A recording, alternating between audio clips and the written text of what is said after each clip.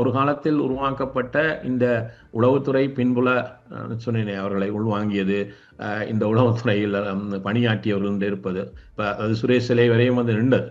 என்று சொன்னால் இங்கே இருக்க மைய புள்ளியாக வைத்து கொண்டுதான் ஒரு காலத்தில் அவர்கள் தமிழர்களுடைய போராட்டத்தை சிதைப்பதற்கான இதைக்காக பலரை பயன்படுத்தி கொண்டார்கள். அதாவது ஒரு பகுதி இளையவர்களை பயன்படுத்தி கொண்டார்கள். முஸ்லிம் மக்களுடைய வலுவான தலைமை யார் என்பதை நிறுவுவதற்காக கிடைக்கக்கூடிய ஒரு வாய்ப்பை தங்களுக்கான களமாக மாற்ற முனைவது ஆபத்தானது. இது எதை இவர்கள் சாதிக்க முனைகிறார்களோ அதுக்கு எதிரான பின்விளைவுகளை கொண்டது. ஆகவே இன்றைய ஒரு நிலைமை எவ்வாறு திருப்பியும் வந்து நிற்கிறதுன்னு சொன்னால், இனவாதத்தை திருப்பியும் தூண்டி விடுவதனாக நாங்கள் எவ்வாறு நகர்வது என்கின்ற ஒரு சிந்தனைக்குள் மட்டுமே இவர்கள் மீண்டும் மீண்டும் வந்து நிற்கிறார்கள். சரியான தலைமுத்துவம் அன்றே வழங்கப்பட்டிருந்தால் தமிழ் முஸ்லிம் மக்களுக்கு இடையிலான அன்றைய காலத்தில் வழங்கப்பட்ட சிதைவை கூட முழுமையாக தடுத்திருக்க முடியும். ஆனால் அந்த தலைமைத்துவம் அன்றும் அமையவில்லை. இன்றும் அமையாமல் இருப்பதனுடைய இன்னொரு வெளிப்பாடாக கூட இந்த முரண்கள் வருகிறது. சுமந்திரன் இணைவதற்கு ஒரு காரணம் இருக்கிறது. ஏன்னால் மாநசபை தேர்வு ஒன்று நடைபெற்றால் கிழக்கு இலங்கையில் தமிழர்களும் முஸ்லிம்களும் இணைந்து ஆட்சியை அமைப்பது என்கின்ற அவருடைய உள்நோக்கத்தினுடைய முயற்சியின் ஒரு வடிவம் தான் ஆறு கூட்டமைப்பினுடைய இன்னொரு வடிவம். ஆகவே நீங்கள் முரண்பாடை கிழக்கு வளர்த்து விட்டு பிறவாறு இணைந்து ஆட்சியை உருவாக்க போறீர்கள். நேற்று வரையும் ஏதோ ஒரு இதில் அனுசரணை பெற்றுக்கொண்ட ஜீவன் தொண்டமான மனக்கணேசனுடைய அந்த உதவி தேவையில்லாத நிலையில் அவர்கள் தனிமைப்படுத்தப்பட்டிருக்கிறார்கள். முஸ்லிம் தலைவர்களை பொறுத்தவரை ரிஷாட் பதினோ ராகுல் ஹக்கீமோ ஏதோ ஒரு ஆட்சி கட்டில் கடந்த காலங்களில் ஒரு பங்கை செலுத்தி கொண்டிருந்தவர்களுக்கு இப்பொழுது அது இல்லாத ஒரு நிலைமை உருவாக்கப்பட்டிருக்கிறது. தங்களுடைய இருப்பை தக்க வைப்பதற்கு ஒரு தேவை இருக்கிறது என்று இணைந்தவர்கள் ஒரு துன்பியல் நிலைமைக்கு வந்திருக்கிறார்கள். இதுதான் சொல்வது அரசியல் வங்குரோத்தனம் கூட சொல்லிக்கொள்ளலாம். பல விடயங்களிடத்து பேசுகிறார்கள் பாராளுமன்றத்தில். பின்புலத்தை எடுத்து பார்த்தால் அவர்கள் மிக தவறாக பேசுகிறார்கள். அப்போ ஒரு கேள்வி வருகிறது, உடனே சொல்லுவார்கள் நாங்கள் பாராளுமன்ற இந்த ப்ரிவிலேஜுக்குள்ள எங்களுக்கு எதிரான எந்த சட்டம் எடுக்க முடியாது. ஏன்னா நிச்சயமாக அது சட்டத்துக்கு செல்லக்கூடிய பல தவறான தகவல்களை பேசுகிறார்கள் பாராளுமன்றத்தில். ஆனால் அவர்களுக்கும் தெரியும் நாங்கள் தப்பாக தான் பேசுகிறோம் என்று.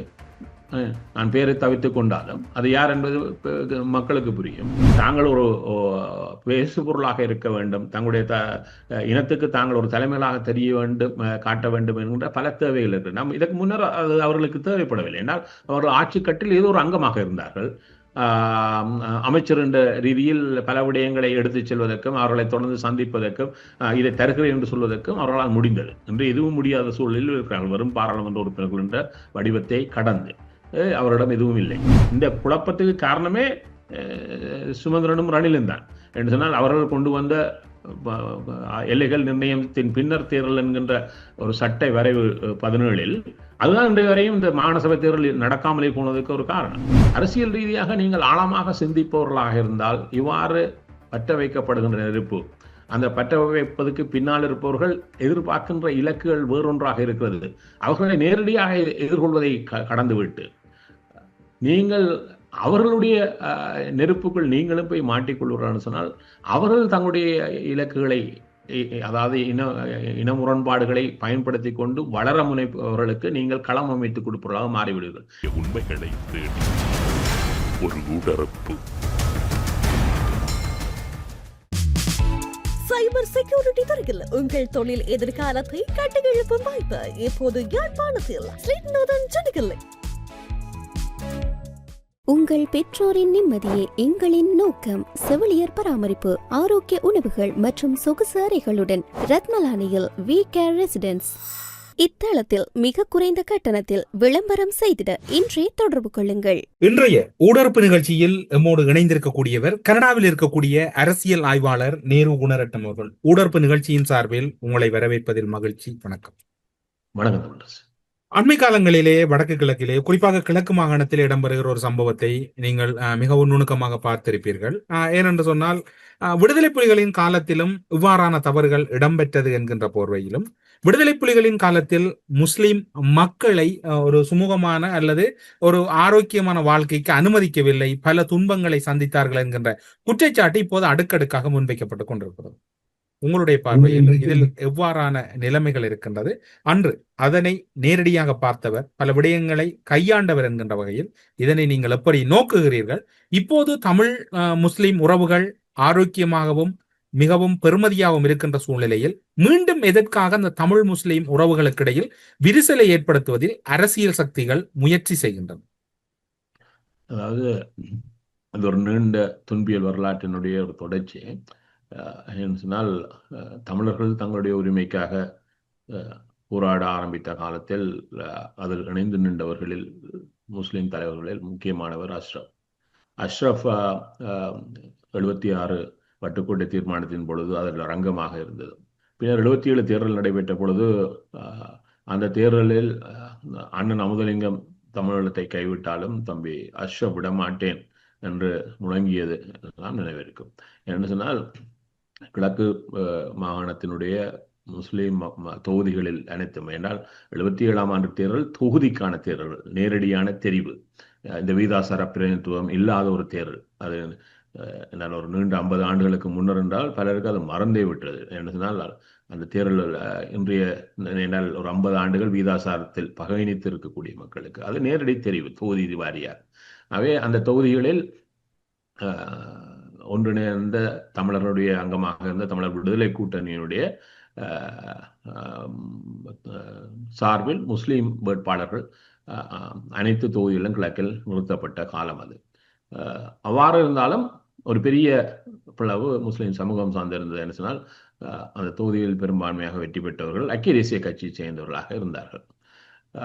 ஆனால் இதன் பின் இந்த ஒரு தலைமைத்துவ பிரிவுகளை மையமாக கொண்டு ஒரு நகர்வு 77லேயே அங்கு ஆரம்பித்தது என்பதுதான் வரலாறு. என்று சொன்னால் இஸ்ரேலினுடைய தூதரகம் இலங்கையிலிருந்து 71 வெளியேற்றப்படுகிறது.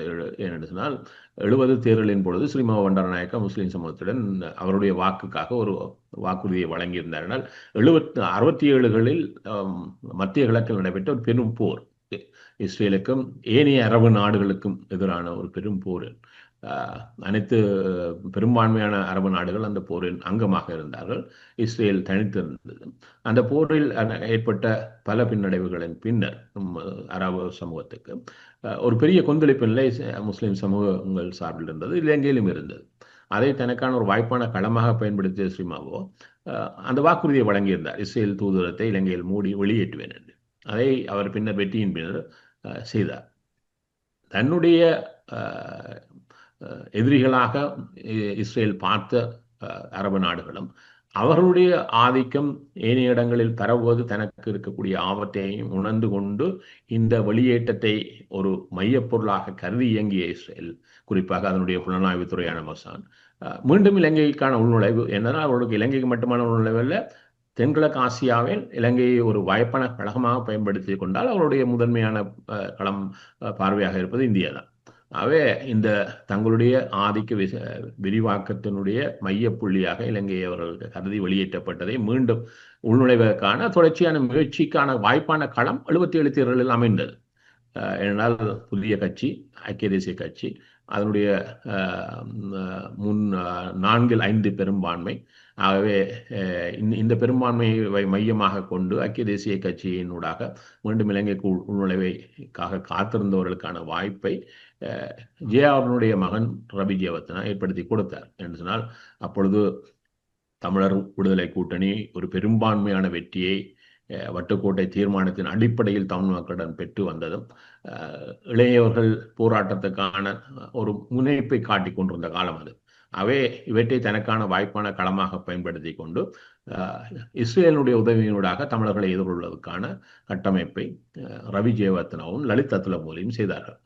அவர்கள் வந்த பொழுது அவர்களுக்கு வழங்கப்பட்ட ஆலோசனைகளில் ஒன்றுதான் இந்த முஸ்லிம் ஊர்காவல் படைகளை உருவாக்குவது என தமிழர்களுக்கு எதிரான. அவை தமிழர் சமூகத்தையும் முஸ்லிம் சமூகத்தையும் தங்களுடைய இதற்கான வாய்ப்பான களமாக பயன்படுத்துவதற்கான அனைத்து வடிவங்களையும் மொசாட் ஏற்படுத்தி கொடுக்க அதற்கு கிழக்கு இலங்கை ஒரு வாய்ப்பான களமாக அனுமதித்த பொழுது அங்கிருந்த முஸ்லிம் தலைவர்கள் இதை விழித்து கொண்டிருக்க வேண்டும். 2 சமூகங்களையும் காண மோதல் நிலையை உருவாக்கி தங்களுக்கான அடைவுகளை பெறுவதற்கான இன்று இஸ்ரேலை எவ்வாறு இவர்கள் பார்க்கிறார்களோ அவ்வாறு பார்ப்பதில் அன்று எவ்வளவு மோசமாக தவறி போனார்கள், அதனுடைய எச்சங்கள் இன்றும் எவ்வாறு வெளிப்பட்டு கொண்டிருக்கிறதனுடைய ஒரு பின்புலத்தை நாங்கள் இங்கே ஆழமாக பார்க்க முடியும்.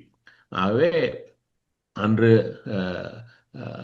உருவாக்கப்பட்ட உளவுத்துறைகளுக்குள் முஸ்லிம் இளைஞர்களை உள்வாங்கியதும் அதனூடாக தமிழர்களுக்கான பிரிவினையை என்றதும் கிழக்கிழங்கை ஒரு இரத்த களமாக மாறி போனதை என்று சொன்னால் முஸ்லிம்கள் போன்று தமிழ் மக்கள் இராணுவத்தினரால் கொலை செய்யப்பட்டதும் அது முஸ்லிம்கள் தான் செய்தார்கள் என்கின்ற ஒரு பிம்பத்தை அங்கு கட்டியெழுப்பது என்று பல வடிவங்களில் கிழக்கிழங்கை ரணகலமாகி போனது. அதற்கு காரணமாக அமைந்தது இந்த திட்டங்களை வகுத்தது. இன்றைய அதே திட்டம் காசாவில் அரங்கேறுகிறது, வெஸ்ட் பேங்கில் அரங்கேறுகிறது.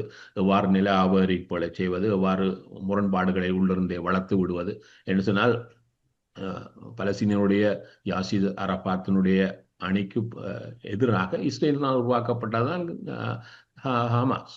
ஹமாஸை உருவாக்கிவிட்டு பின்னர் அதனுடைய அவர் போட்டு கொண்டார்கள். ஏன்னு சொன்னால்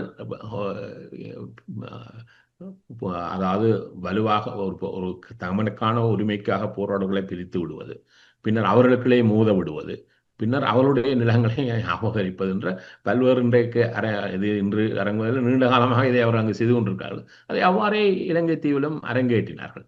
அந்த நேரம் விழித்துக் கொண்டிருக்க வேண்டும். எவ்வாறு நாங்கள் அதில் இன்னொரு வடிவமும் இருந்தது.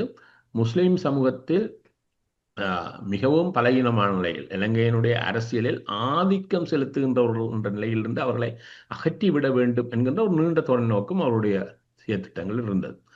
ஆனால் அது இன்று கடந்த ஒரு 6 அல்லது 8 ஆண்டுகளாக பார்த்தோம் என்று சொன்னால் இந்த 8 ஆண்டுகளில் நடந்து வருகிறது.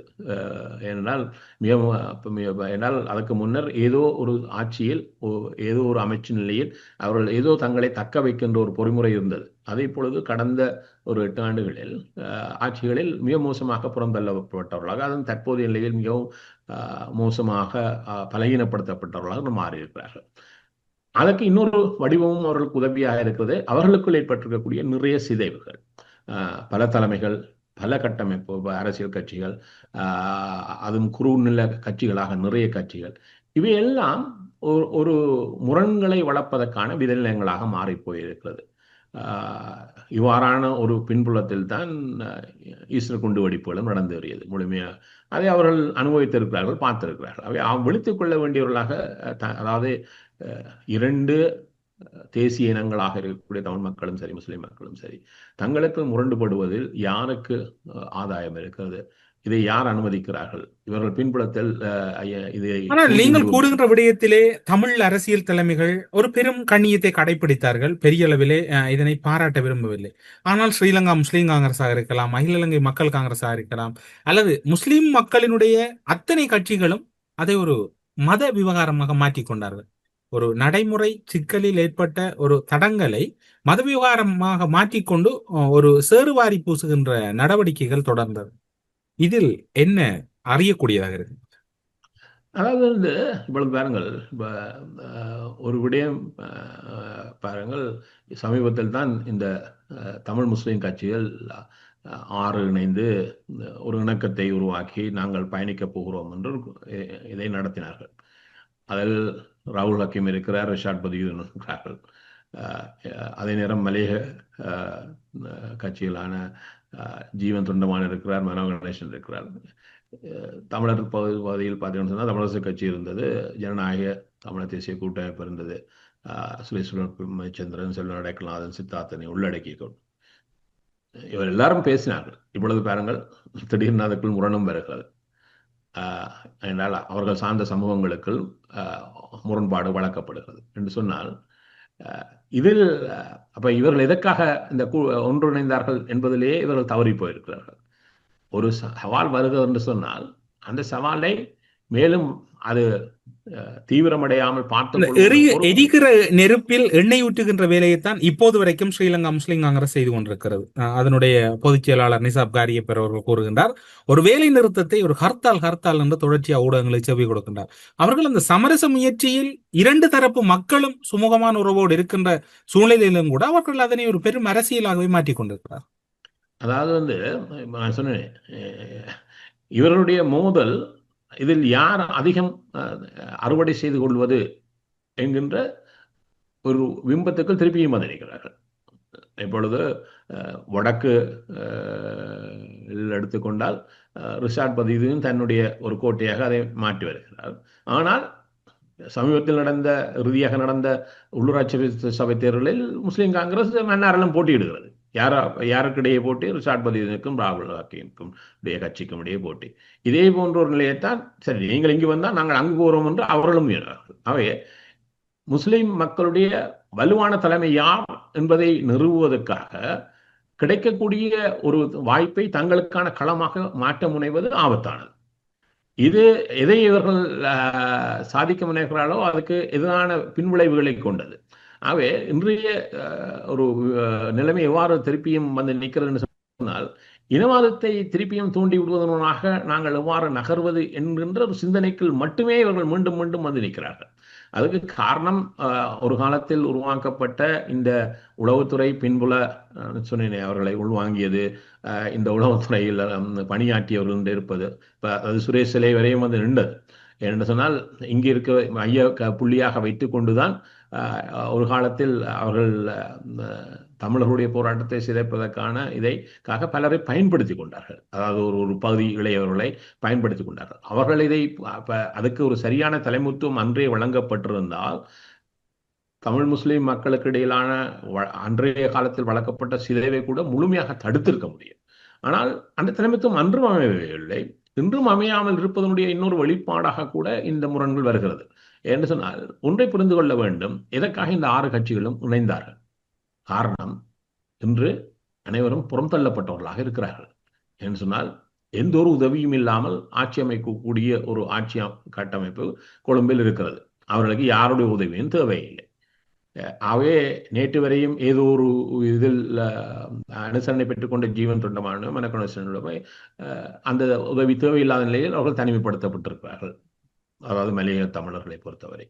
முஸ்லீம் தலைவர்களை பொறுத்தவரை ரிஷாட் பதியுதீனோ ராகுல் ஹக்கீமோ ஏதோ ஒரு ஆட்சி கட்டில் கடந்த காலங்களில் ஒரு பங்கை செலுத்தி கொண்டிருந்தவர்களுக்கு இப்பொழுது அது இல்லாத ஒரு நிலைமை உருவாக்கப்பட்டிருக்கிறது.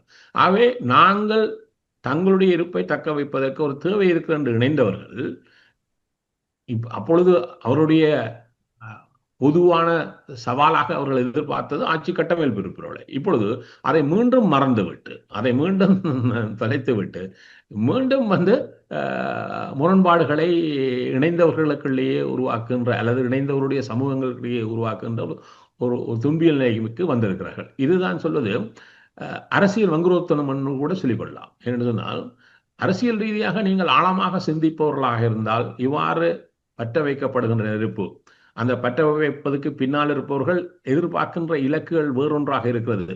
அவர்களை நேரடியாக எதிர்கொள்வதை கடந்துவிட்டு நீங்கள் அவர்களுடைய நெருப்புக்குள் நீங்களும் போய் மாட்டிக்கொள்வீர்கள் சொன்னால் அவர்கள் தங்களுடைய இலக்குகளை, அதாவது இன முரண்பாடுகளை பயன்படுத்தி கொண்டு வளர முனைப்பவர்களுக்கு நீங்கள் களம் அமைத்துக் கொடுப்பவர்களாக மாறிவிடுவீர்கள்.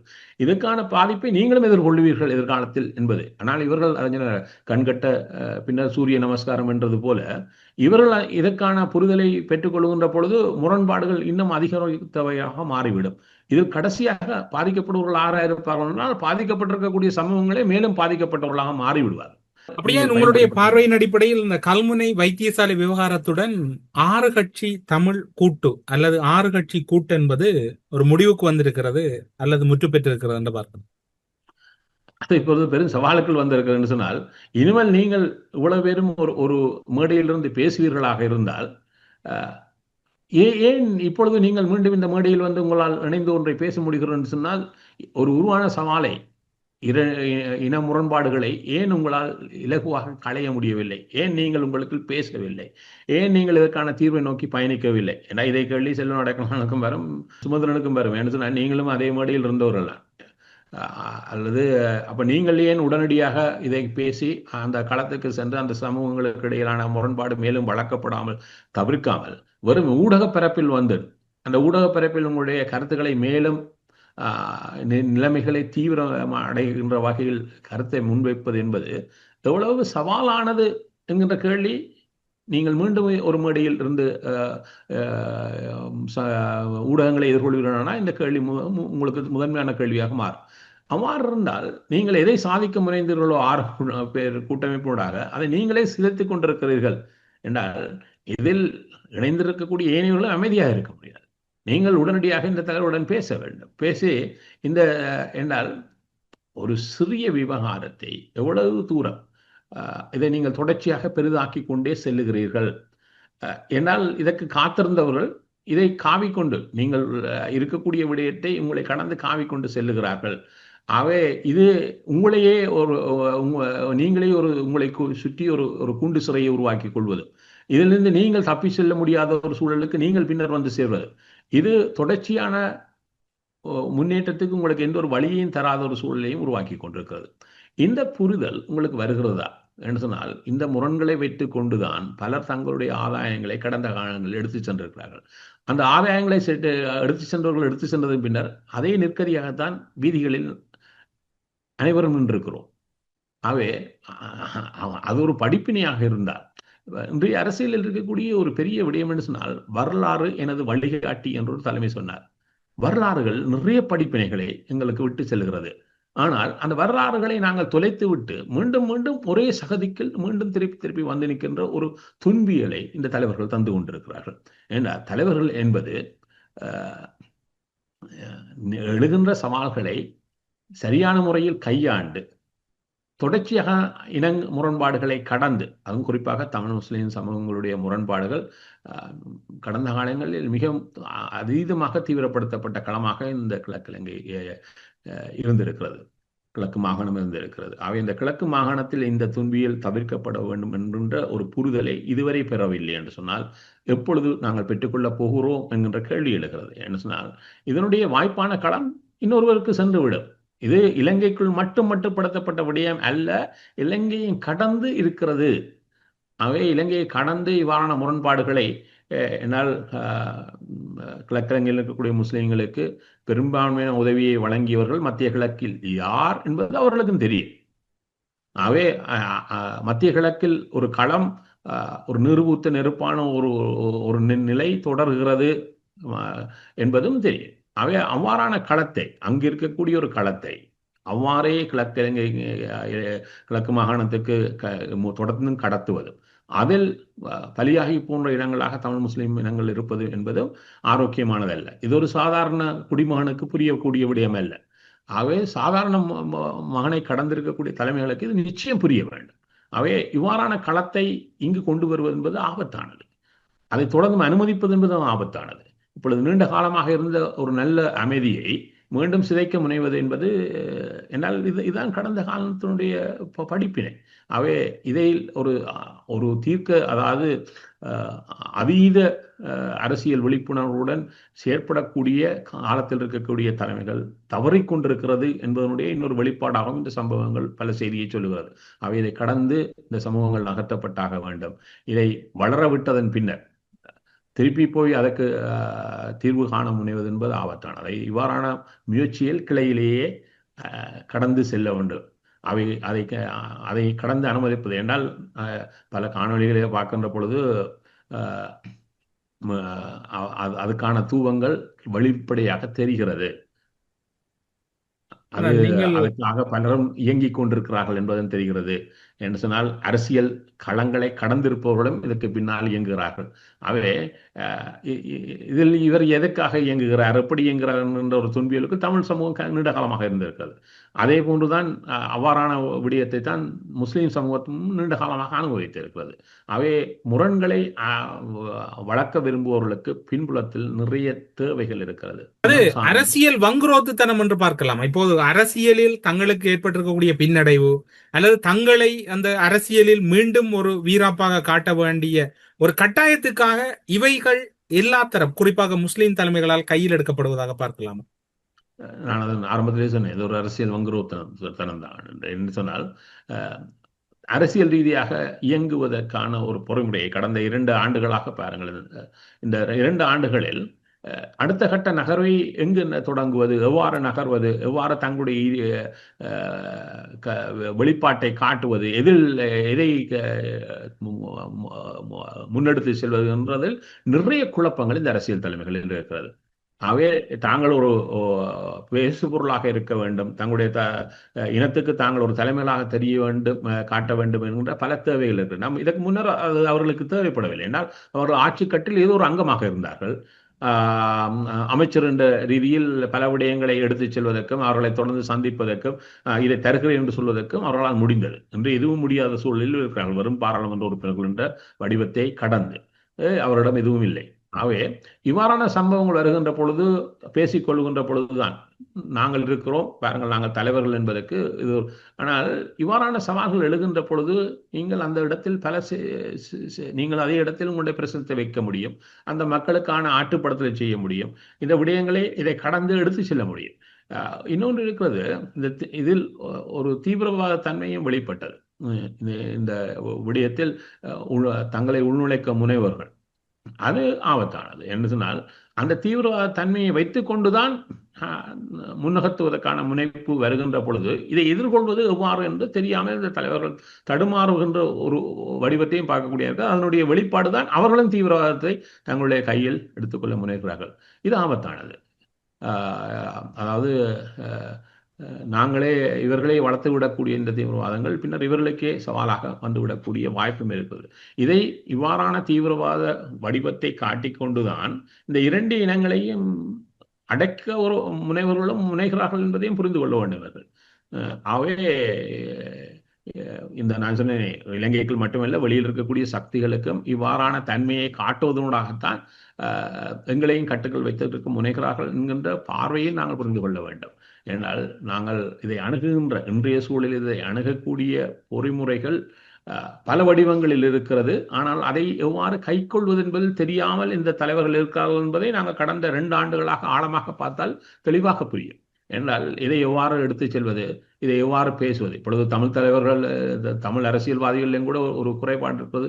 ஒரு சிலர் என்ன செய்கிறாங்கன்னா, இவ்வாறான சம்பவங்களை எடுத்துக்கொண்டு நாங்கள் முஸ்லீம் வாக்களையும் பெற்று விடுவோம் என்கின்ற ஒரு கனவில் உடனடியாக எடுத்து பேசுகின்ற பொழுது தான் பேசுவது சரியா என்பது கூட தெரியாமல் பேசுகின்ற துன்பியல் நீண்ட காலமாக இந்த பாராளுமன்றத்தில் கடந்த 2 ஆண்டுகளில் பார்க்கலாம். என்ன சொன்னால் பல விடயங்களிடத்து பேசுகிறார்கள் பாராளுமன்றத்தில். ஆனால் அந்த பேசுகின்ற விடயத்தில் பின்புலத்தை எடுத்து பார்த்தால் அவர்கள் மிக தவறாக பேசுகிறார்கள். அப்போ ஒரு கேள்வி வருகிறது, உடனே சொல்லுவார்கள், நாங்கள் பாராளுமன்ற இந்த ப்ரிவிலேஜுக்குள்ள எங்களுக்கு எதிரான எந்த சட்டம் எடுக்க முடியாது. ஏன்னா நிச்சயமாக அது சட்டத்துக்கு செல்லக்கூடிய பல தவறான தகவல்களை பேசுகிறார்கள் பாராளுமன்றத்தில். ஆனால் அவர்களுக்கும் தெரியுது நாங்கள் தப்பாக தான் பேசுகிறோம் என்று. நான் பேரை தவிர்த்து கொண்டாலும் அது யார் என்பது மக்களுக்கு புரியும். அடிக்கடி பேசுகின்ற பல தரவுகள் மிக மோசமான தவறான தரவுகளாக இருக்கிறது. ஆனால் மிக சாரளமாக பேசிவிட்டு செல்கிறார்கள். அவருக்கு தெரிகிறது நான் பேசுவது மிக தவறான தகவல் தான். ஆனால் பாராளுமன்றம் தானே, நான் எதுவும் பேசலாம். பாராளுமன்றம் என்றால் எதுவும் பேசுவோம். ஆனால் இறுதியாக இப்படி பார்க்கலாமா, இந்த கல்முனை விவகாரத்தோடு 6 கட்சி கூட்டு முடிவுக்கு வந்து விட்டது அல்லது முடித்து விட்டார்கள் என்று பார்க்கலாம்? இனிமேல் 6 கட்சி கூட்டும் 6 பேரும் ஒரு இடத்தில் இருப்பார்கள் என்று சொன்னால் இந்த கேள்விகள், அது குறிப்பாக 4 பேருக்கு நிச்சயம் எழும். ராகுல் வக்கீம், ரிஷாட் பதியுதீன், சுமந்திரன், செல்வம் அடக்கநாதன். இதுக்கு பதில் சொல்லியாக வேண்டும். ஏன் இந்த சம்பவம் இவ்வளவு தூரம் அனுமதிக்கப்பட்டது? ஏன் அதில் நீங்கள் அதை சரியான விதத்தில் கையாள்வதில் என்ன தவறு ஏற்பட்டது? அதுக்கான பதிலை சொல்லாவிட்டால் அடுத்த கேள்வி வரும்.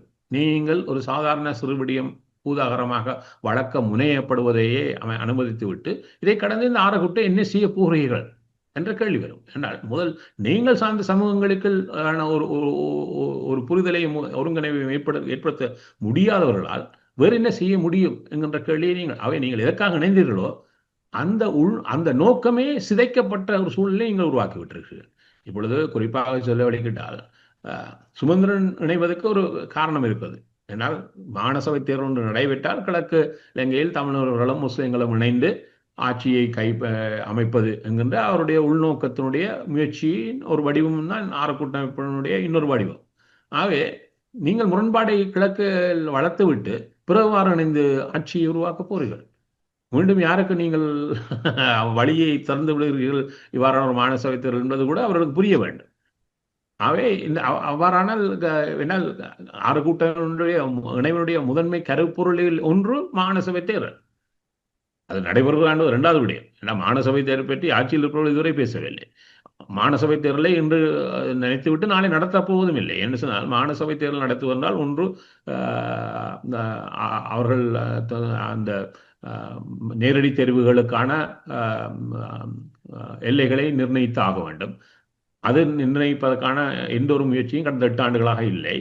அவ்வாறு இல்லை என்று சொன்னால் அடுத்த வகையில் நடைபெற வேண்டும் என்று சொன்னால் பாராளுமன்றத்தில் ஒரு திருத்தம் கொண்டு வரப்பட வேண்டும். அந்த திருத்தம் கொண்டு வந்து நிறைவேற்றப்பட்டதன் பின்னர், அதாவது பழைய தேர்தல் ஒழுங்கு அமையவே தேர்தலை நடத்துவது என்கின்ற ஒரு முனைப்பு. இதை சுமந்திரன் 23களில் ரணில் இருக்கின்ற ஜனாதிபதியாக இருக்கின்ற பொழுது முயற்சி செய்து பார்த்தார் தனிநபர் பிரிவினருடையாக.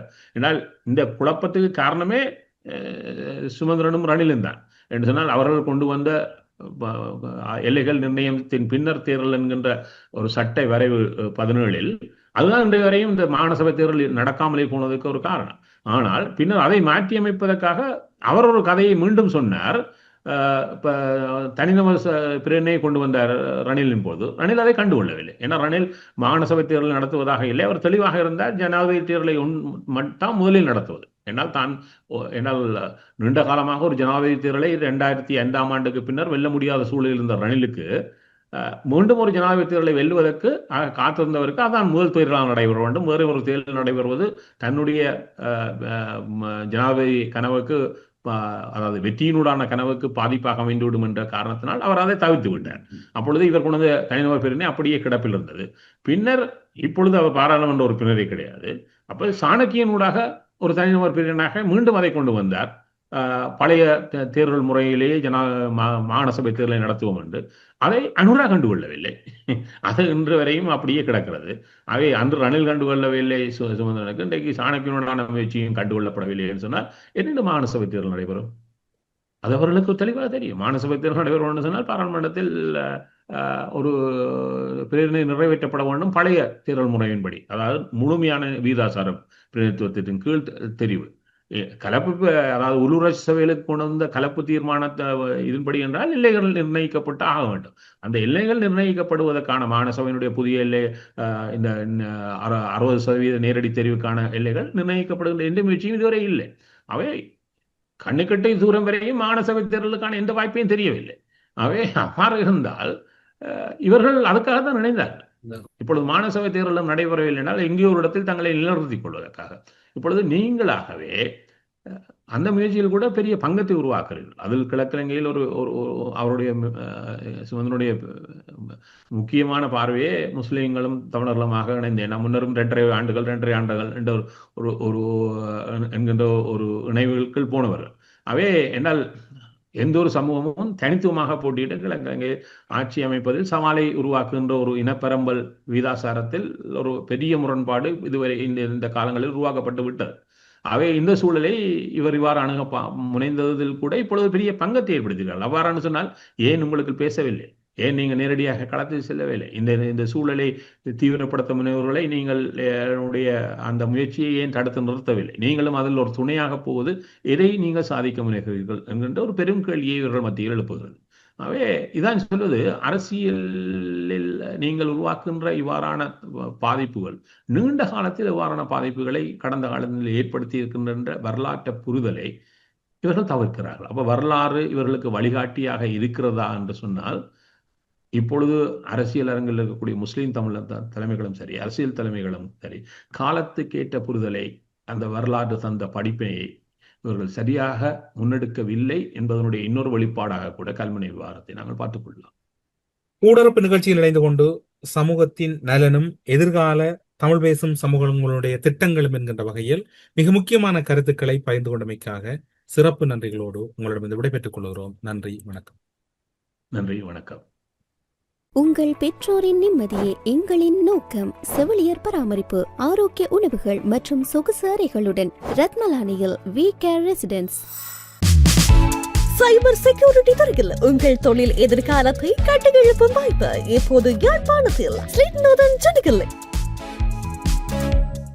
இத்தளத்தில் மிக குறைந்த கட்டணத்தில் விளம்பரம் செய்திட இன்றே தொடர்பு கொள்ளுங்கள். அரசியலில் நகர்த்தப்படும் காய்கள், திரை மறைவில் நடக்கும் ரகசிய பீரங்கள், உலகத் தமிழர் அறிந்தேயாக வேண்டிய உண்மைகளை தேடி ஒரு உடறுப்பு.